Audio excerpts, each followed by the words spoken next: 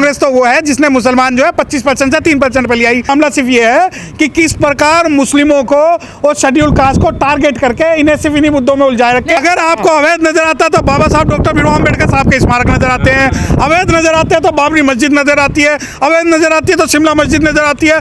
ये क्या है? आज तुम वक्फ की प्रॉपर्टी को तुम खत्म करना चाह रहे हो। अगर भीड़ मुस्लिम की होती तो क्या होता?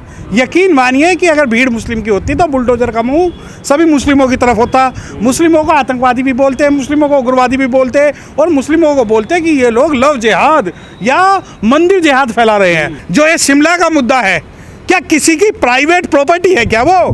क्या मुस्लिमों का कोई हक और हुकूक नहीं है इस भारत में? अगर सुप्रीम कोर्ट जाके अगर 6 महीने बाद कहेगा जो शिमला में हुआ गलत हुआ, अरे मेरे घर को फूक के राख करके बाबरी मस्जिद का जो डिसीजन तुमने दिया है 30 साल बाद, शिमला का भी 30 साल बाद दोगे, तो चाहे कोई सा भी हो। मस्जिद में बाहर के लोग आते हैं, उनसे दिक्कत है ना। देखिए नहीं, सवाल किसी का नहीं है। दिक्कत ना बाहरी से ना अंदरूनी से। यानी आप ये कहना चाहते हो कि जो भारत का मुसलमान है वो बाहरी है? क्या भारत की ये भूमि नहीं है? अरे मुस्लिम तो यहाँ मर के भी जमीन में जाता है। कि बाहरी और अंदरूनी लोगों का मामला नहीं, मामला सिर्फ ये है कि किस प्रकार मुस्लिमों को और शेड्यूल कास्ट को टारगेट करके इन्हें सिर्फ इन्हीं मुद्दों में उलझाए रखे। मस्जिद अवैध है तो गिननी नहीं चाहिए, आपको नहीं लगता? अवैध की परिभाषा क्या है? कौन तय करेगा? नहीं, अगर आपको अवैध नजर आता है तो बाबा साहब डॉक्टर भीमराव अम्बेडकर साहब के स्मारक नजर आते हैं, अवैध नजर आते हैं तो बाबरी मस्जिद नजर आती है, अवैध नजर आती है तो शिमला मस्जिद नजर आती है। ये क्या है? आज तुम वक्फ की प्रॉपर्टी को तुम खत्म करना चाह रहे हो। अवैध के खिलाफ है, पक्ष में है? अगर नहीं, अवैध चीज है, डेफिनेशन कौन तय करेगा अवैध की? आप ताजमहल को ताजो महलाए बना दो, आप जो है बाबरी मस्जिद को दूसरा कुछ और बना दो, आप जो है जितने बुद्धिस्ट मोन्यूमेंट्स हैं उनको आप बदल देते हो। तो ये सारी जो चीजें हैं वो अवैध और वैध की परिभाषा संविधान तय करेगा। कोई नाम की चीज है नहीं है, या कुछ भी बना के खड़ा कर दो? नहीं, तो कानून कौन तय करेगा? कानून बाबरी मस्जिद में खुदवाए ना, भगवान बुद्ध के जो वहाँ अवशेष निकल रहे हैं, आपने 2 लाख का फाइन इम्पोज कर दिया सुप्रीम कोर्ट ने।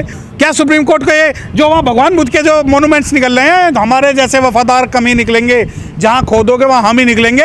भारत के अंदर अगर सबसे ज़्यादा जो मंदिर और प्रतिमा स्थापित हुई वो भगवान बुद्ध की हुई, हम तो नहीं क्लेम करते। और आप कहते हो अवैध। आज तुम्हें अवैध सरकार में तो अवैध नजर आ गए, जब सरकार में नहीं थे तब कुछ नहीं, मीठा मीठा गप गप फिक्का फिक्का थू थू। आज कल को आप कहते हो जी ताजमहल नहीं, ताजो महल है। कांग्रेस सरकार को बदनाम करने की कोशिश की जा रही है। कौन सी कांग्रेस? कांग्रेस कौन सी? अगर हिमाचल की क्यों कांग्रेस? कांग्रेस तो वो है जिसने मुसलमान जो है 25% से 3% पे लिया। कांग्रेस वो है जिसने बाबू जगजीवन राम को प्रधानमंत्री नहीं बनने दिया। कांग्रेस वो है जो मुस्लिमों को गाली देने के बावजूद भी जो है वो कुछ नहीं उखाड़ पाई। कांग्रेस वो है जिसको बाबा साहब डॉक्टर भीमराव अम्बेडकर साहब ने बना कर दिया कि 25 पैसे की जो इसकी वो हम मेंबरशिप नहीं लेंगे। और जिस कांग्रेस की बात हिमाचल में बदनाम करने की कोशिश कर रहे हैं कुछ असामाजिक तत्व। अच्छा, वहाँ चलो हिमाचल में तो मुस्लिम आ गए, ठीक है, मान लिया कि जो एक जो है मुस्लिम आतंकवादी भी है, उग्रवादी भी है और सब चीज़ है।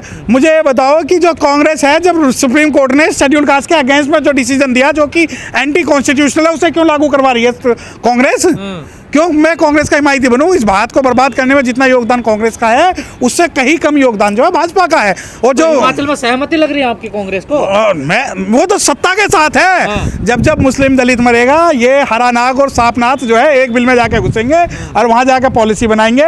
भारत के शेड्यूल कास्ट और भारत के जो मुस्लिम है उनके लिए कांग्रेस भाजपा एक है, दोनों है। राज्य में कांग्रेस ऐसा माहौल क्यों बनाएगी? बिल्कुल बनाएगी। क्यों? उसे भाजपा की पॉलिसी में चलेगी ना। वो तो पॉलिसी उसे ये तय करनी है कि हमारे पक्ष में। और एक बार बताओ, कांग्रेस और भाजपा अलग है। आज राहुल गांधी जब विदेश में बैठ के अपना जनेऊ दिखाते हैं, वो कहते हैं हम संविधान को वो आरक्षण को खत्म कर देंगे, मैं गौड़ शाश्वत ब्राह्मण हूँ, मैं ये हूँ, मैं वो हूँ। आप अलग मानते हो। कांग्रेस सेकुलर है ना। काहे की सेकुलर? जो मोहब्बत की दुकान है वो सिर्फ मुस्लिमों की और शेड्यूल कास्ट की वोट लेने के लिए। बाबा साहब की तस्वीर टूटी, कोई नहीं बोला। और उसके अलावा संविधान संशोधन हुआ, कोई नहीं बोला। रिजर्वेशन हमारा खा गया, कोई नहीं बोला। और जिस जो दरीजन और हरिजन जो शेड्यूल कास्ट के जिनके रगों में गुलामी बसी हुई है, वो उनके पिछवाड़ में इस प्रकार का दर्द हो रहा है, वो ये नहीं बता पा रहे कि आरक्षण के मुद्दे पे क्या करें, शिमला पे क्या करें, क्या बोल रहे हैं शिमला पे। भाजपा होती तो राहुल गांधी भी जो है वहां पहुंच जाते। जिस प्रकार बहन जी की जब सरकार थी उत्तर प्रदेश में, तो रोज आए दिन ये बहन और भाई आए दिन जो है अलीगढ़ पड़े होते थे। मंत्री कह तो रहे हैं थोड़ा धैर्य रखिए, अगर अवैध है तो तोड़ी जाएगी मस्जिद। देखिए नहीं तोड़ी जाएगी, ऐसे कैसे तोड़ी जाएगी? इंडिविजुअल कोई थोड़ी तोड़ेगा। यानी यहाँ सब चीज बंद कर दो, आप इंडिविजुअल तोड़ दोगे। कर रही है कांग्रेस। देखिए भाई सुनिए, शेर का भाई बघेरा, एक कुद्दन हो दूसरा तेहरा, ये दोनों जो है एक कव्वाली के चट्टे बट्टे हैं, और हमेशा जब हमारी हुक्मरानी की बात होगी ये दोनों की पॉलिसी और नीति एक होगी। तो आप शिमला मस्जिद के साथ हैं, कांग्रेस के साथ हैं? मैं तो शिमला मस्जिद के साथ हूँ, मैं हर उस के साथ हूँ जिसमें लोगों की आस्था जुड़ी हुई है, चाहे वो मस्जिद हो, चाहे वो मंदिर हो, चाहे वो गुरुद्वारा हो, चाहे वो बुद्धिस्ट प्लेस हो। मैं किसी कांग्रेस भाजपा का हरिजन दरिजन या गुलाम नहीं हूँ कि मैं उनकी भाषा बोलूँ। पर वहाँ के निवासी तो उसको अवैध बता रहे हैं। नहीं अवैध क्या, हाँ। अरे इनके हिसाब से अवैध तो एक कल अवैध। अब मुझे एक बात बताओ, वक्फ प्रॉपर्टी एक्ट आ रहा है, वक्फ के अंदर जो है ये मुस्लिमों को ही वक्फ से बाहर निकालना चाह रहे हैं। वक्फ का मतलब होता है अल्लाह की प्रॉपर्टी, उसी के अंदर जो है मुस्लिमों का हक नहीं होगा। इस प्रकार बोध गया के अंदर सारे इन्होंने एक विशेष वर्ग के लोग बैठाए हुए हैं, और बोध गया का जो संचालन है नॉन बुद्धिस्टों के द्वारा हो रहा है। तो आज जो बुद्धिस्टों का शोषण हो रहा है वही शोषण जो है मुस्लिमों के साथ। कल आप कह दोगे नहीं बोध गया तो जो है अवैध है, क्यों, कौन परिभाषा तय करेगा वैध की और अवैध की? ज्ञानवापी मस्जिद हुई, बाबरी मस्जिद हुई, शिमला मस्जिद हुई, आज ही आपको नजर आ रहे। यकीन मानिए ये तो भारत का मुस्लिम है जो मोहब्बत की दुकान के चक्कर में, संविधान के चक्कर में इन जो है सांपनाथ और नागनाथ को जिता देता है। और जब तक भारत का मुस्लिम अपनी हुक्मरानी तय नहीं करेगा और राजनीतिक पार्टी नहीं बनाएगा, यकीन मानिए ये हर भारत के हर स्टेट और जगह पे होंगे। इस मामले को उल्टा कर देते हैं। अगर भीड़ मुस्लिम की होती तो क्या होता? यकीन मानिए कि अगर भीड़ मुस्लिम की होती तो बुलडोजर का मुंह सभी मुस्लिमों की तरफ होता। मुस्लिमों को आतंकवादी भी बोलते हैं, मुस्लिमों को उग्रवादी भी बोलते हैं, और मुस्लिमों को बोलते हैं कि ये लोग लव जिहाद या मंदिर जिहाद फैला रहे हैं, कि ये कब्जा कर रहे हैं। अब ये बात देखिए कि दिग्विजय सिंह से मोहब्बत की दुकान की जो ठेकेदारी लेते हैं उनसे एक सवाल पूछा गया कि इस बारे में आप क्या कहना चाहते हैं, उन्होंने मना कर दिया। अब आप देखिए कि जिसे आप कहते हो भीड़ आ रही है, नहीं भीड़ नहीं आ रही है। मुस्लिमों की आंखों को खोलना होगा, मुस्लिमों को देखना होगा ये भीड़ है या सरकार है, भीड़ है या सत्ता है, भीड़ है या तंत्र है। और अगर यही हम रिवर्स कर देते तो क्या होता? यकीन मानिए दिल्ली के अंदर सीए एनआरसी में गोलियां चली थी।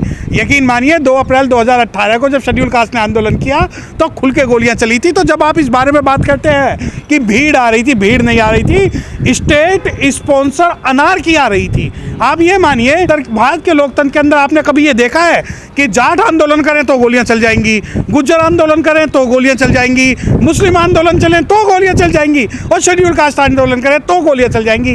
क्यों? यहाँ गोलियों के अंदर क्या बारूद नहीं है, या इन गोलियों के अंदर सिर्फ और सिर्फ मुस्लिम और दलितों के नाम की इबादतें लिखी गई हैं कि भाई इन पे उसी का नाम है? अब आप कहते हैं कि भाई क्या दूसरी बाबरी मस्जिद? जलते घर को देखने वाले फूस का छप्पर आपका है, उसके पीछे तेज हवाएं आगे मुकद्दर आपका है, और तेरे कत्ल पे मैं भी चुप था, मेरा नंबर अब आया और मेरे कत्ल पे तू भी चुप है, अगला नंबर आपका है।